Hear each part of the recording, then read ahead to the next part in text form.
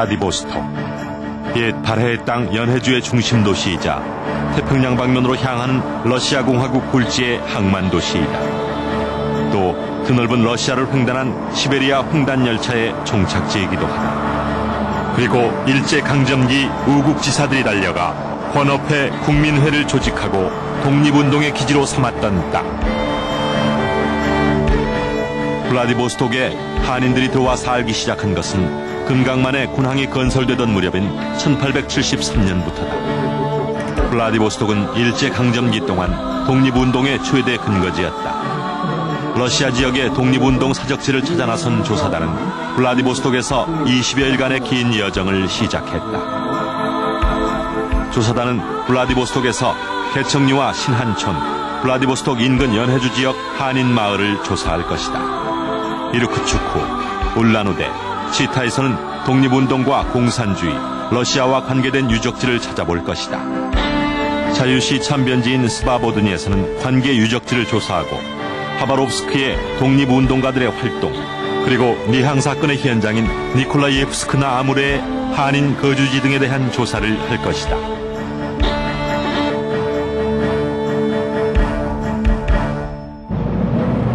블라디보스톡에서 조사단은 한인 동포들이 맨 처음 자리를 잡고 살았다는 개청리를 찾아 나섰다. 개청리는 1911년까지 독립운동의 총본산지로 홍범도, 유인석, 이범윤, 이강, 그리고 신채호 같은 국내외 저명한 독립운동가들이 망명 활동했었다.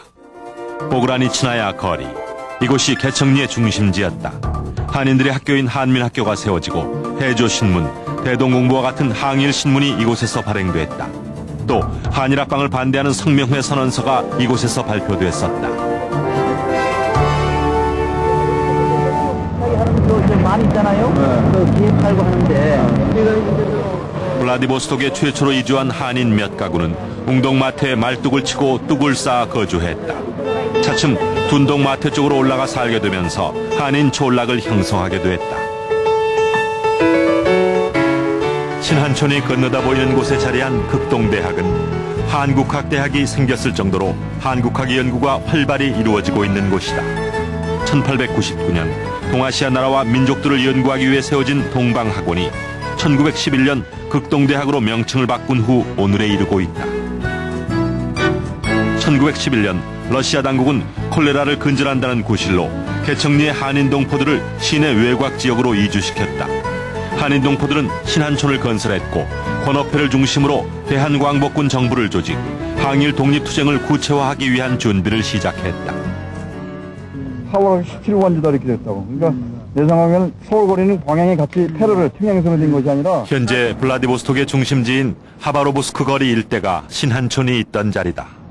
당시 신한촌은 독립운동의 기지로 북관도, 서관도와 함께 해독안이라고도 불렀다. 신한촌은 상해 임시정부의 국무총리를 역임한 이동희 선생 등 독립운동가들의 주요 거주지였다. 지금은 여성 의류점으로 바뀐 이곳에서 이동희 선생은 1935년 임종 전까지 살았다. 서울스카야 2번지 A동의 낡은 문패를 단 이 집은 블라디보스톡에 신한촌이 있었다는 것을 증명해주는 유일한 유적이다. 신한촌에는 204개 동의 목조가옥이 있었고 한 동에 한 가구 혹은 두세 가구가 함께 살았었다고 한다. 지금은 모두 없어지고 이 건물만 유일하게 남아있다. 신한촌 기념비는 블라디보스톡 시내에 세워진 유일한 한인 역사 관련 조형물이다. 과거 신한촌의 역사를 기념하기 위해 1999년 세워졌다. 신한촌 기념 비문에는 성명회, 권업회, 한민학교, 13도 의군에 관한 내용이 기록돼 있다. 러시아에서의 한인 민족운동은 1908년 블라디보스톡에서 해조신문이 간행되면서 본격화됐다. 이후 대동공보, 권업신문, 대한인종교보 등 신문과 잡지의 발행, 민족학교의 설립, 국민회, 성명회, 권업회, 13도 의군 등의 조직을 통한 독립운동이 블라디보스톡을 중심으로 전개됐다. 러시아에서는 해외 지역 가운데에서 가장 활발한 민족운동이 전개됐다. 이런 운동은 국내와 만주, 중국 본토, 미주 둥지와의 유기적인 관련 속에서 이루어졌다. 블라디보스톡 역사박물관에서는 이주 초창기 경제적 어려움과 조국의 해방이라는 민족과제의 이중 부담을 안고 고단한 삶을 살던 한인 동포들의 모습을 사진으로 확인할 수 있었다. 사진 설명문엔 블라디보스톡의 한인 가족, 블라디보스톡의 한인들이라고 써 있었다.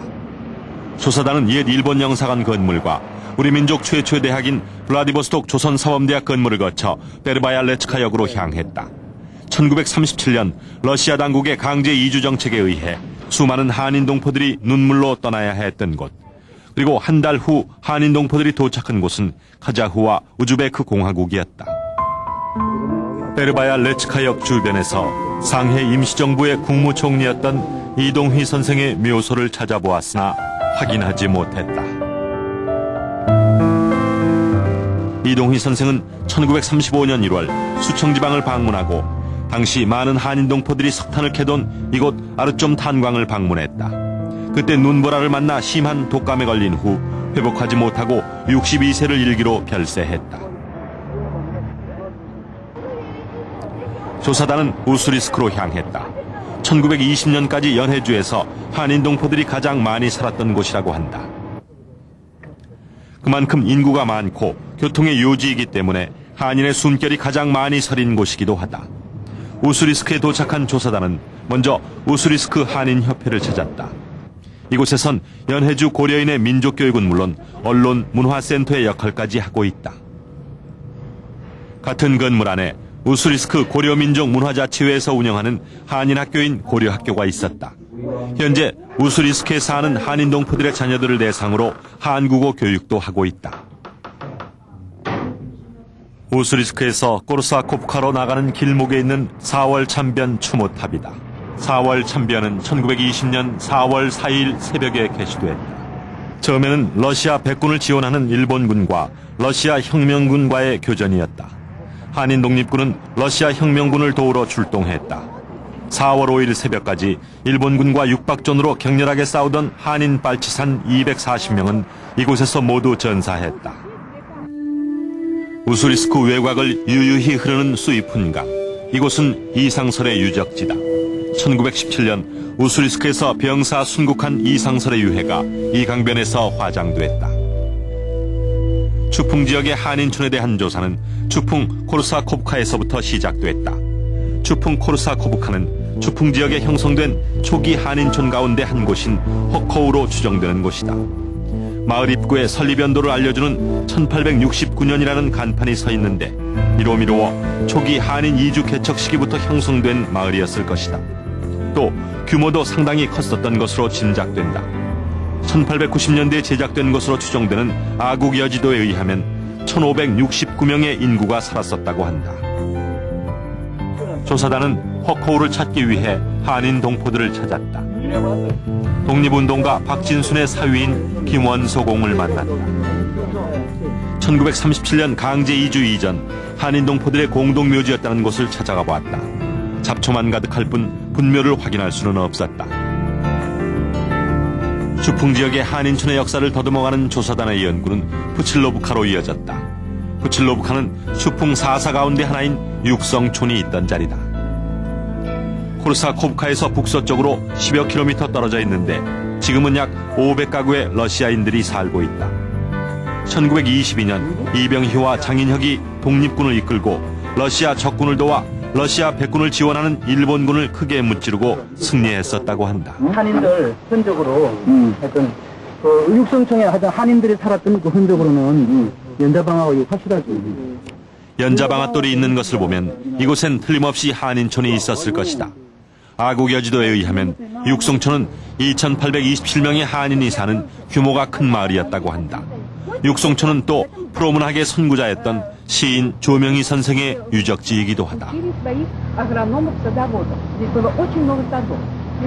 조사단은 수소문 끝에 육성학교 교사로 20년간 근무했다는 러시아 여성 율리나 막시모브나로부터 이곳이 육성촌 자리라는 증언을 들었다. 옛 모습 그대로 남아있는 이 육성 농업학교가 조명희 선생이 1928년 망명 후 잠시 교편을 잡았던 곳이다. 추풍 4사 유적지 중 마지막으로 찾아간 곳은 추풍 대전자. 수이푼강 본류를 사이에 두고 1과 2 두 마을이 자리 잡고 있었다. 추풍대전자는 한인 여성 혁명가 김 알렉산드라 스탄케비치의 고향이기도 하다. 또 한인 민족학교인 동흥학교도 이곳에 있었다. 우스리스크의 한인 민족학교로는 또 우스리스크 고려교육전문학교가 있었다. 블라디보스톡의 조선사범대학과 함께 연해주 한인사회의 교사들을 양성하는 곳으로 명성을 떨쳤던 곳이다. 블라디보스톡으로 돌아가는 길에 라즈돌리 노예에 들렀다. 과거엔 하마탕으로 불리며 의병장 홍범도 장군이 이곳에서 주로 활동했었는데 산에서 내려온 의병들이 일본군 병영을 자주 공격했었다고 한다. 또 3.1운동 당시에는 만세운동이 벌어지기도 했었다. 라즈돌리 노예에서 크라스키노로 내려가다 보면 바라바시강 옆으로 바라바시 마을이 보인다. 바라바시 마을은 의병장 유인석이 1909년부터 1년간 살았던 한인촌이다. 지금은 러시아인 촌으로 변해 있고 과거 한인촌의 흔적은 찾아볼 수 없었다. 근처 한인 동포 노인들을 찾아가 옛 마을에 대해 물어보았다. 조사단은 동포 노인의 증언을 확인하기 위해 몽고거우강을 찾았다. 바라바시는 이 강을 따라 서북방에서 동북방으로 길게 늘어져 있었을 것이다. 조사단은 연해주 항일 의병운동의 근거지였던 연추에 도착했다. 1909년까지 연해주 의병의 초원본부였던 장의회와 동의회의 본부가 이곳에 있었다. 지금은 러시아인 마을로 변해버렸지만 과거 연추는 지신허와 함께 남우수리 구역의 대표적인 한인촌이었다. 최재형 선생이 이곳에 거주하면서 1906년부터 1910년까지 연해주 의병의 거점지로 이용했다. 1937년 러시아 당국에 의해 한인들이 강제 이주되면서 잠시 방치됐다가 1959년 이후 현재의 모습으로 바뀌었다고 한다. 지신허 추정지를 찾아가는 길에 탐아진 러시아 군영이 있던 건물이 보였다. 과거 러시아 군대가 주둔하며 주변 한인들에게 크고 작은 압력을 가했었던 과거의 위용은 전혀 찾아볼 수 없었다. 그게 집을 싹 뺐어. 렌치카는, 비브 렌치카는 이게 저런 사람도 있고. 지금 우리가 지금 찾으려고 하는 마을이 제대문양과 옛날 고려 사람들 오래된 할아버지, 아버지 살던데 그 마을이 제대문양과 치신은. 조사단은 러시아 최초의 한인 마을이 있던 지신허를 찾아 나섰다. 그동안 학계에서 수차례 탐방했으나 위치 확인을 하지 못했다. Он же ведь не заведует. Они вели раскопки, по-моему, 3 года. 3년 동안, да. Но южнокорейцев Да, южнокорейские. У меня были здесь южнокорейские бизнесмены здесь. бизнесмены были.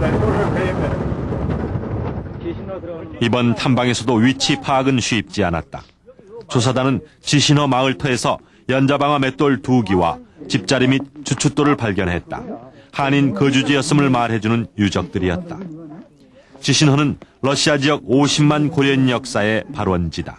1863년 이곳에 최운보, 양응범 등 13가구가 러시아 최초의 한인 마을을 개척했다. 이후 연해주 남부지방 도처의 한인 촌락이 형성돼 갔다.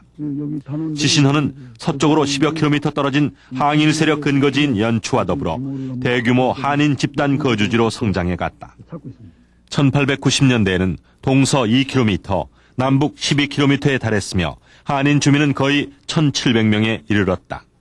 이후 지신허는 1937년 강제 이주 때까지 연해주의 상징적인 한인 집단 거주 촌락으로 자리 잡고 있었다. 이 지신허는 그 디바보 개봉호 선생이 콜럼버스의 신대립에 비유한 그런 노령 한 역사의 시작을 알리는 그런 의미 있는 그런 마을입니다.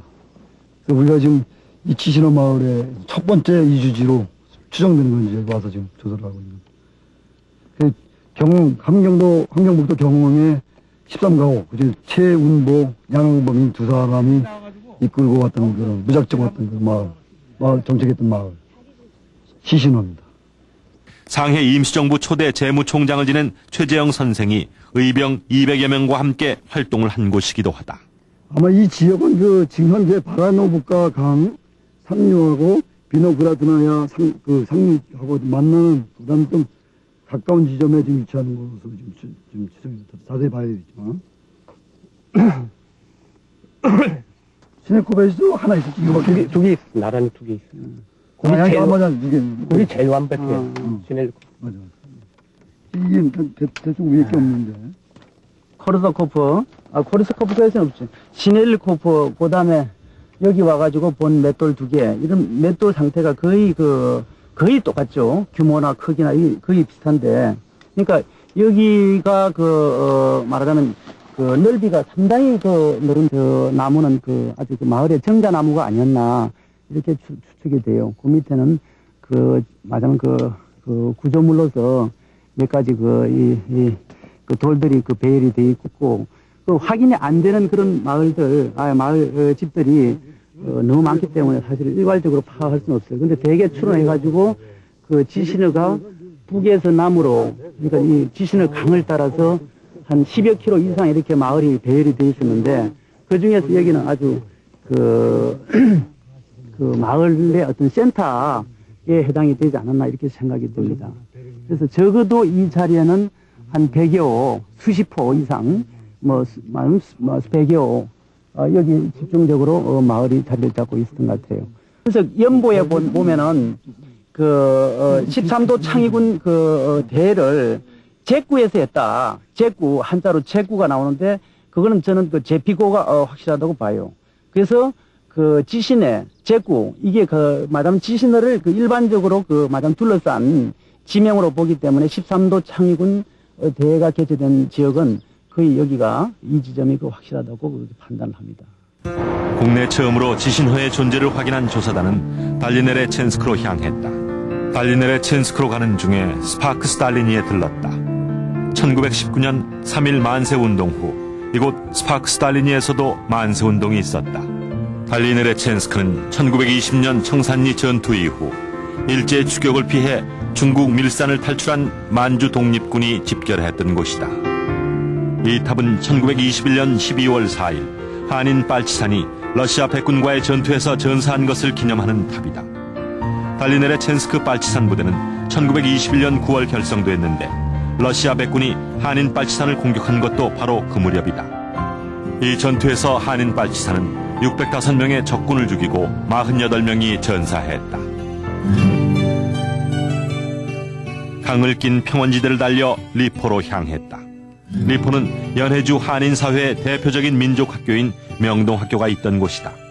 이바노브카 마을 부근의 평야지대에서 조사단은 한인마을의 전형적인 형태를 확인할 수 있었다. 논에 물을 댔던 수로와 보는 물론이고 우물까지 거의 완전한 형태로 남아있었다. 또 평원에는 지금도 야생벼가 자라고 있었다. 하우지미에서는 수청 빨치산이 주로 활동했었다. 창해 청년단 본부도 이곳에 있었다. 수청 신영동은 김공심의 김니콜라이라는 러시아식 이름을 따서 지금도 니콜라예프카로 불리는데 한창걸의 활동지였으며 김공심의 사위인 박진순의 고향이기도 하다.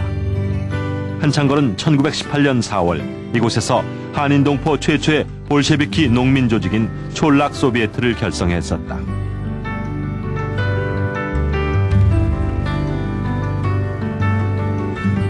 신영동 한인 동포들도 역시 1937년 강제 이주당했는데 마을 복판에 남아있는 연자방앗돌로 과거 이곳이 한인 마을이었음을 확인할 수 있었다.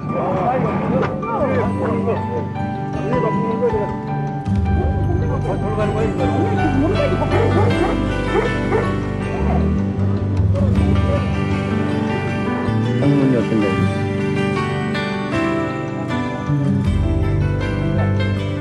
신영동 마을에는 원형으로 된 발해 토성이 거의 완전한 형태로 남아 있었다.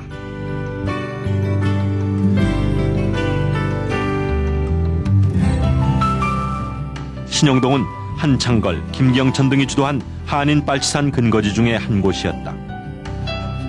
마적 퇴치와 빨치산 운동을 위하여 조직한 창해 청년단의 세 구역 가운데 하나가 있었다. 창해 청년단은 김규면, 정재관, 김경천 등이 조직했다. 정확하게 여기 지금 요걸 한 신영동에서 남서쪽으로 달려 표트르 대제만 바닷가의 무역항인 나호트카항으로 왔다. 그동안 문헌자료에서의 동계터가 현재 나호트카임을 확인했다. 1937년 중앙아시아로 강제 이주되기 전까지 러시아의 한인 농포들은 탄광이 많은 산악지역인 파르티잔스크에 모여 살았다. 산악지역은 독립투쟁을 전개하기에 유리했다. 이와 함께 연해주 지역의 항일 독립운동 근거지였던 수이푼 지역의 시넬리니코보 마을, 아노치노 지역의 로마노프카 마을, 발치산스크 지역의 니콜라예프카 마을 등 11곳의 위치와 전체적인 면모를 확인했다.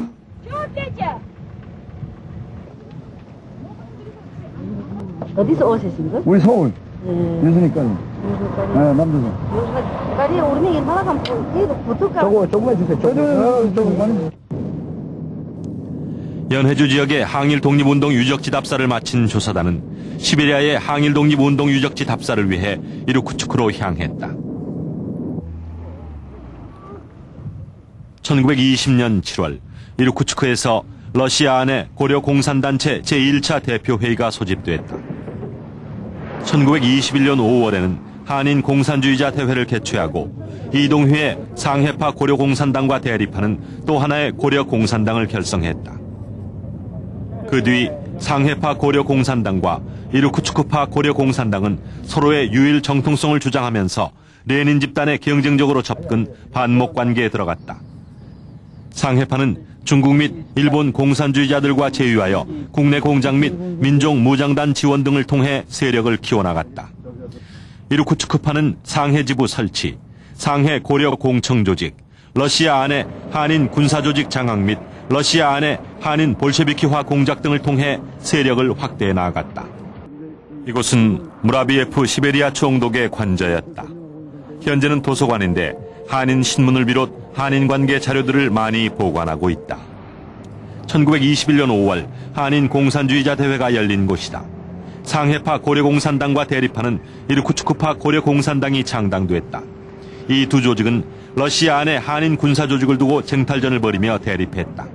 결국 1921년 6월 28일 스바보드니시에서 자유시 참변이라는 비극으로 이어졌다. 자유시 참변 이후 한인 군대는 러시아 적군 5군단 내 독립 고려 여군단으로 재편되어 이루쿠츠크로 옮겨오게 된다.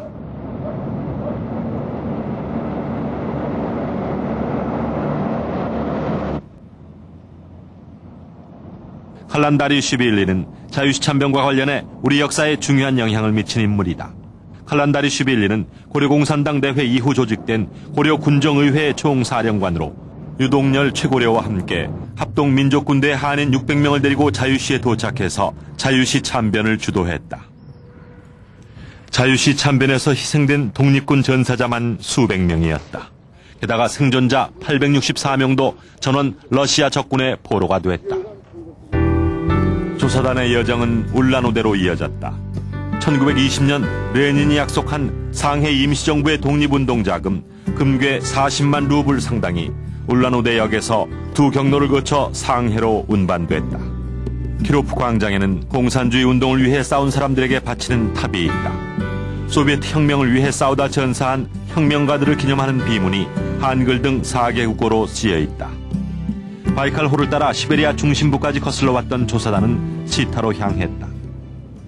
치타는 1920년부터 22년까지 소비에트 국가와 일본 국가 간의 완충 국가였던 원동 공화국의 수도였다.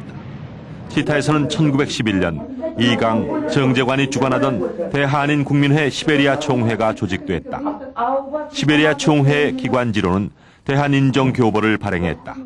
시베리아 총회는 권업회와 함께 1910년대 전반기에 러시아 지역의 대표적인 독립운동 단체였다. 1915년 러시아에 의해 해산될 때까지 5년 동안 자바이칼 지역의 독립운동을 주도했다.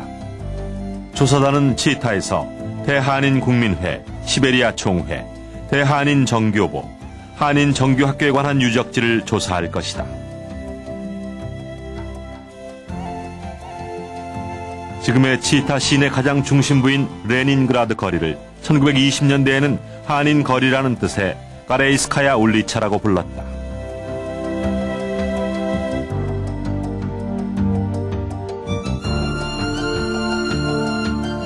원동공화국은 일본군의 예각을 무디게 하기 위해 1920년 4월 6일에 설립한 과도적 완충국가다. 원동공화국은 이동휘의 한인사회당을 지원했다. 1911년 치타에서 독립운동을 하던 이강 선생과 정재관 선생 등은 대한인 정교보를 발간했다. 러시아 한인들의 이익을 대변하고 조선의 독립을 주장했다. 1910년대 블라디보스톡에서 간행된 혼업신문과 함께 러시아 지역 항일 언론지였다. 독립운동을 위해 개종까지 불사했던 이강 선생이 살았을 것으로 추정되는 지역이다. 이강 선생은 아마도 이곳에서 일본의 방해와 세계 제1차 대전의 발발로 인해 대한인 정교보가 폐간되기 전까지 주필로 활동하며 생활했었을 것이다.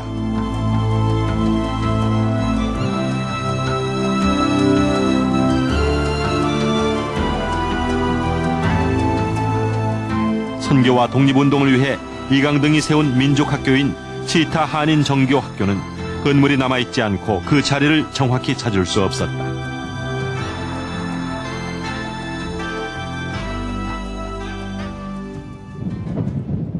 조사단은 자유시 참변의 현장인 스바보드니로 향했다.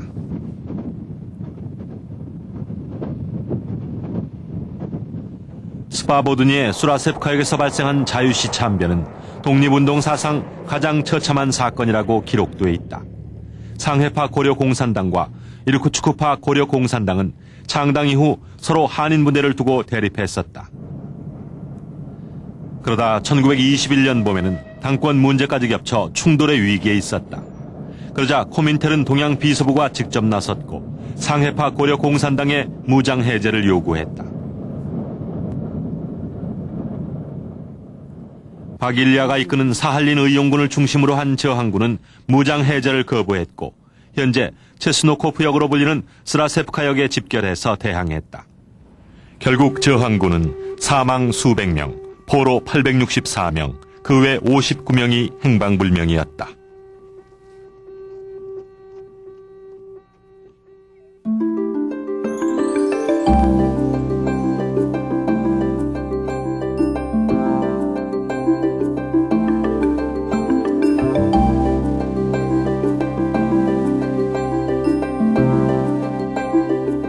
제야강을 따라 기차를 달려 조사단은 블라고베시첸스크로 이동했다. 현재 러시아군 장교들의 숙소인 이곳이 대한국민의회의 본부가 있었던 곳으로 추정된다. 아무르강 연안의 작은 도시 블라고베시첸스크는 1920년 4월 이후부터 한인 사회주의 운동의 중심지로 떠올랐다. 아무르강가 건너편으로 바라보이는 땅이 중국 땅 흑하시다. 헤엄쳐 건너면 금방이라도 닿을 듯해 보였다. 실제로도 독립운동가들은 이 아무르강을 헤엄쳐 건너기도 했었다고 한다. 시베리아 횡단열차를 타고 조사단은 하바로브스크로 향했다. 하바로브스크는 1958년 애흔조약과 1860년 북경조약으로 연해주까지 점령한 러시아가 극동지방의 통치 거점으로 개발한 이후 지금까지 중심도시 역할을 하고 있는 곳이다. 러시아 제국주의의 영역을 대변이라도 하는 듯 서 있는 이 지방의 개척자 무라비에프의 동상을 지나 시내로 들어갔다. 하바로브스크는 1917년 10월 혁명 후 1922년까지 이른바 국내전쟁의 유적도 적지 않다. 그 유적들을 통해 한인 동포들의 활약상도 찾아볼 수 있었다. 러시아 국내 전쟁 때 한인 동포들은 적위군에 많이 가담했다. 백위군은 혁명을 봉쇄하기 위해 진주한 일본군과 한패였기 때문이다. 반면에 적위군의 볼셰비키 혁명은 토지 분배를 약속했기 때문이었다. 하바로브스크에는 한인으로서 큰 발자취를 남긴 세 사람이 있다. 한인 최초의 공산주의자인 김 알렉산드라 페트로브나 스탄케비치도 그중 한 사람이다. 1918년 8월 연합군과 함께 하바로브스크를 장악한 백위군은 김 알렉산드라를 체포했다. 그리고 감옥에 가두고 엿새간 고문을 했던 것으로 추정된다. 조명희 선생은 희곡, 시, 평론, 소설 등을 쓴 러시아 한인들의 정신적 지주였다.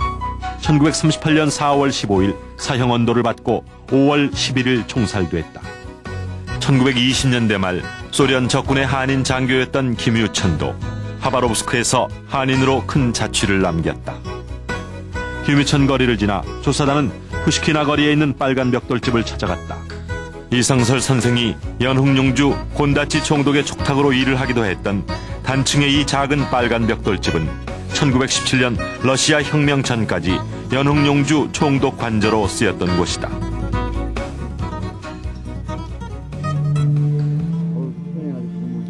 1918년 김 알렉산드라를 체포해서 엿새간 고문을 했던 백위군은 아무르강변의 이 우조스 언덕에서 그녀를 사형하고 시체는 강물로 던져버렸다. 1918년 9월 16일 새벽 4시였다. 니콜라이에프스크 아무레는 니항 사건이 일어난 곳이다. 1919년 말 트리아피치는 빨치산을 이끌고 니콜라이에프스크를 공격, 1920년 2월 그곳을 장악했다. 일본군들은 3월 11일에서 12일 사이 빨치산 사령부를 급습, 전투는 15일까지 지속됐다. 일본군은 이 니항 사건을 구실로 무력 개입을 시도했다. 트리아피치는 금속노동자 출신으로 2천여 명의 부대를 이끌고 니콜라이에프스크를 공격했다. 그중에는 수백 명의 한인과 중국인도 포함돼 있었다. 지금은 잡초만 무성하지만 니항 사건으로 건물이 파괴되기 전까지 이곳은 니항 한인들을 결속하게 해주는 조직의 요람이 있었다. 뿐만 아니라 당시 니항에는 한인촌도 있었다고 한다. 현지 주민들의 증언을 바탕으로 그곳을 찾아보기로 했다. 하지만 니항 사건 때 시내 전체가 불타면서 완전 폐허로 변한 니항 한인촌을 찾아내는 일은 쉽지 않았다. 당시 니콜라이에프스크에는 니항시 대한인 거류민회가 조직돼 있었다. 대한인 거류민회는 3.1운동 이후 한글 신문 국민성을 발행하기도 했다. 당시 한인은 500명 정도가 살았다.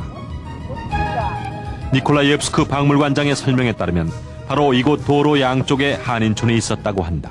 일본인들이 니항의 황제라고 불렀다. 니항의 황제라고 하던 시마다는 일본에서 소금을 실어와 이곳의 연어를 가공하여 일본에 팔아 많은 돈을 벌었다고 한다. И надстраивает второй этаж. Значит, это здание... 이곳은 과거 니항으로 들어오는 일본군을 막던 쥐니드라흐 요새다. 아무르강 하구에서 들어와 돌출된 곳에 위치해 있어 강을 타고 올라오는 배들을 쉽게 공격할 수 있는 천연 요새다.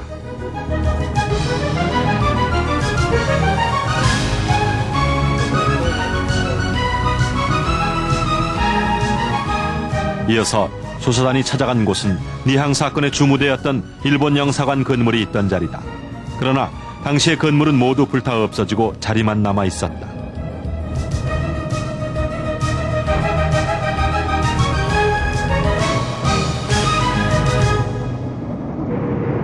조사단은 니항에서 돌아와 하바로브스크를 다시 한번 찾았다. 지난번 조사 때 들르지 못했던 합동 위령비와 공동묘지를 참배하기 위해서였다. 1937년 스탈린에 의해 처형된 한인 동포들이 이곳에 묻혀 있다. 조명희의 비석 외에도 위령비에는 많은 한인 동포들의 이름이 새겨져 있었다. 일제강점기 머나먼 타국에서 항일 독립운동을 벌이다 숨져간 분들의 이름을 속으로 가만히 되뇌어보며 조사단은 묵념을 올렸다.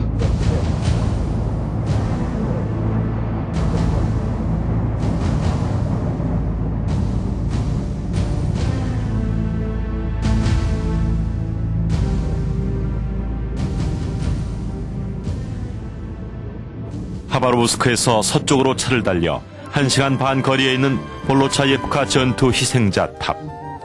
러시아 항일 독립운동 유적지 답사의 마지막 현장이다. 이 기념탑은 1922년 2월 12일에 볼로차예프카 전투에서 희생된 빨치산들을 위한 위령비이다. 볼로차예프카 전투는 원동 해방 전쟁의 전환점이 된 전투였다. 이 전투에서 118명의 빨치산들이 희생됐다. 항일 독립운동 유적지에 대한 조사는 앞으로도 계속될 것이다. 그것이 조국의 독립운동을 위해 숨져간 독립운동가들의 뜻을 기리는 일이기 때문이다.